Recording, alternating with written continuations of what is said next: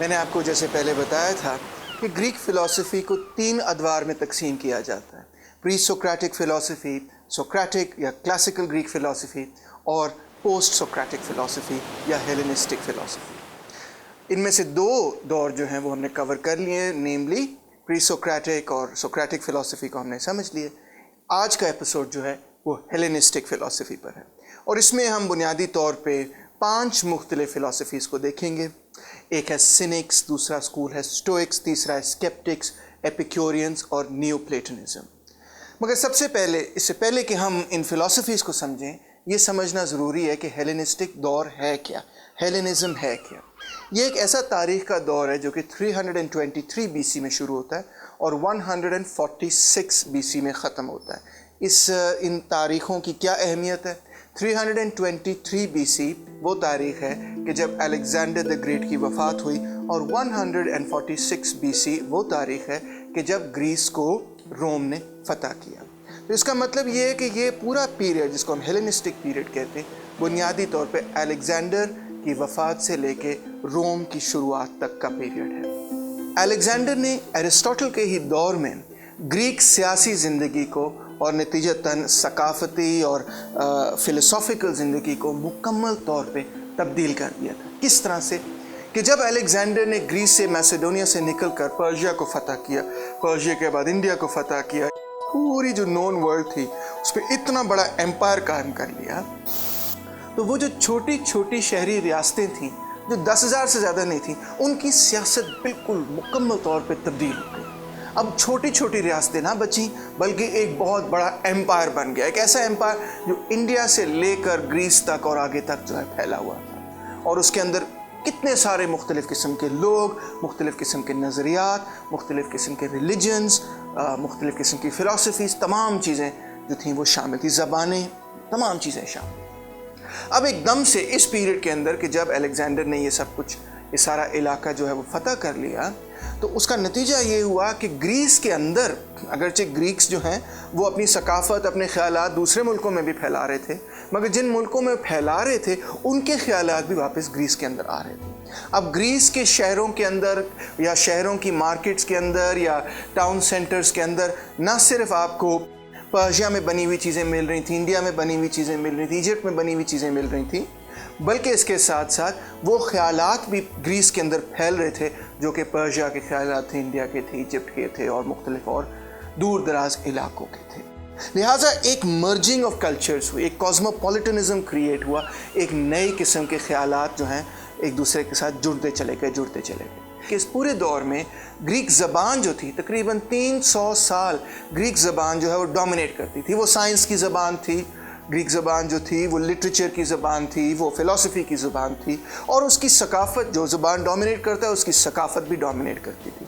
मगर ये कहना दुरुस्त नहीं होगा कि सिर्फ ग्रीक्स ने जो है चीज़ें दूसरे मुल्कों तक पहुँचाई, बल्कि ग्रीक्स ने दूसरे इलाकों से बहुत कुछ हासिल किया।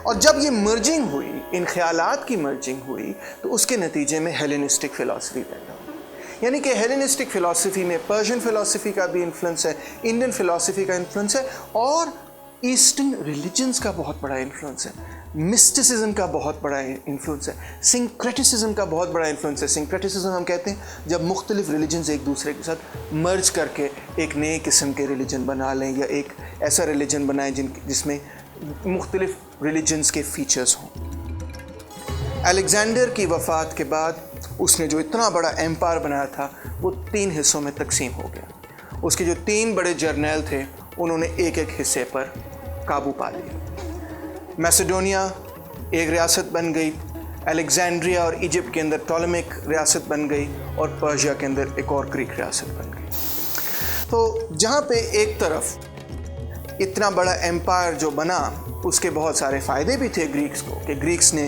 अपने सबसे बड़े और सबसे अहम दुश्मन को शिकस्त दे दी, यानी कि पर्शिया को शिकस्त दे दी। वहाँ पे एम्पायर बनाने के कुछ नुकसानात भी थे। सबसे पहली बात तो ये कि एम्पायर बनाने के नतीजे में वो सिटी स्टेट्स जो टूटे, उससे वो जो तमाम चीज़ें थीं जिनके साथ ग्रीक फ़िलॉसफ़ी जुड़ी हुई थी, वो तमाम चीज़ें टूटती चली गईं, डिज़ोल्व होती गईं, तब्दील होती चली गईं। एक बहुत ताकतवर और बड़ी बादशाहत कायम हो गई जो कि वो छोटी छोटी जो शहरी रियासतों का जो कल्चर था, सकाफ़ती, सियासती, उनसे बिल्कुल ही मुख्तलिफ थी। شہری ریاست کے اندر جو اشرافیہ طبقے کا کوئی فرد تھا وہ اپنے آپ کو نسبتاً مضبوط سمجھتا تھا کہ اگر وہ کچھ چاہتا ہے تو وہ سینٹ جا سکتا ہے یا وہ ادھر جا سکتا ہے، اپنا کام کروا سکتا ہے۔ مگر اب جب اتنی بڑی بڑی ریاستیں بنی تو اس کے اندر فرد کی جو حیثیت تھی وہ تو بہت چھوٹی رہ گئی، چاہے وہ اشرافیہ طبقے کا فرد بھی ہو، اتنی بڑی ریاست میں ایک فرد کی اہمیت جو ظاہری بات کم ہو جاتی۔ دوسرا یہ کہ جب اتنے سارے مختلف مذہبی خیالات جو دور دراز علاقوں سے گریس کے اندر آنے شروع ہوئے تو گریکس کے اندر اپنے مذہب کے حوالے سے بھی کچھ ڈاؤٹس پیدا ہونے شروع ہوئے۔ انہوں نے سوچنا شروع کیا کہ پتہ نہیں یہ درست ہے، بات صحیح ہے، کیا ہے۔ کلچرل ڈسولیشن بھی ایک طرح سے شامل تھی اس پروسیس میں کہ ان کی ثقافت جو تھی وہ بھی توڑ پھوڑ کے ایک پروسیس میں تھی۔ اس وجہ سے بھی کیونکہ نئی ثقافت آ کے اس کے ساتھ ٹکرا رہی تھی، اور اس وجہ سے بھی کہ پرانی ثقافت جو ہے وہ چھوٹے چھوٹے شہروں پر مبنی تھی اور اب تو ایک پوری ریاست قائم ہو چکی تھی۔ مزید یہ کہ ایک پولیٹیکل کیوس بھی پایا جاتا تھا کہ پہلے جو ایک سٹیبلٹی تھی وہ ختم ہوئی، اور اب اتنے بڑے ایمپائر کے اندر جو اقتدار کے لیے لڑائیاں ہو رہی تھیں اس کے نتیجے میں ایک پولیٹیکل کیوس بھی نظر آتا تھا، ایک عجیب و غریب قسم کی کیفیت کے ہر قوت جو ایک دوسرے کے ساتھ لڑائی کر رہی، لڑائی اقتدار حاصل کرنے کی کوشش کر رہی۔ تو اس دور کو، اس پورے دور کے حوالے سے لوگ کہا کرتے تھے، شاعر کہا کرتے تھے، فلاسفرز کہا کرتے تھے، ایک فقرہ بولا جاتا تھا، اور وہ فقرہ یہ ہے The world has grown old، دنیا جو ہے وہ بوڑھی ہو چکی ہے۔ اس وقت جب کہ سوکریٹیز لکھ رہا تھا یا اس سے پہلے جب تھیلیز لکھ رہا تھا تو دنیا جوان تھی، ہائے اب دنیا کتنی بوڑھی ہوگی۔ آج ہمیں یہ بات بڑی عجیب و غریب لگتی ہے کیونکہ اب تو اس بات کو 2000 سال ہو گئے، اور اس کے ساتھ ساتھ ایک قسم کا پیسمزم اور ایک قسم کا وڈرول شروع ہو گیا پولیٹیکل لائف سے۔ لوگ کہتے تھے سیاست میں دلچسپی نہیں رکھنی یار، سیاست کے اندر تو بس لڑائیاں اور سازشیں ہی ہوتی رہتی ہیں۔ آج کے دور میں بھی بہت سارے لوگ ایسے سوچتے ہیں۔ اور دوسرا، لوگ بڑے نیگیٹو ہو گئے، منفی سوچ رکھنی کہ بھئی بس سب کچھ بیکار ہے، سیاست بھی بیکار ہے، یہ بھی بیکار ہے، وہ بھی بیکار ہے۔ ہر دور کے اندر آپ غور کریں کبھی کہ ایک موڈ پیدا ہو جاتا ہے۔ مثال طور پہ جب وہ دور تھا جو سوکریٹیز کا دور تھا یا پلیٹو اور ایرسٹاٹل کا دور تھا، تو وہ ایک بڑا پازیٹیوٹی کا دور تھا کہ گریک زندگی کے اندر نئی نئی چیزیں پیدا ہو رہی تھیں، نئے نئے آرٹس اور پوئٹری اور فلسفی اور سائنس پیدا ہو رہی تھی۔